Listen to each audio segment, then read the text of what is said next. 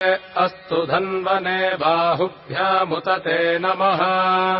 यात इषुः शिवतमा शिवम् बभूवते धनुः शिवा शरव्या जातवत जानो रुद्रमृडजा याते रुद्रशिवा तनूरघोरा पापकाशिनी तयानस्तनुभाषन्तमजा गिरिशन्ताभिचाकशीः यामिषुम् गिरिशन्तहस्ते बिभर्ष्यस्तवे शिवाङ्गिरित्रताम् कुरु माहिगुंसीः पुरुषम् जगत् शिवेन वचसा त्वा गिरिशाच्छा वदामसि यथा नः सर्वमिज्जगदजक्ष्मगुम् सुमना असत् अध्यवोचदधिवक्ता प्रथमो दैव्योऽभिषक्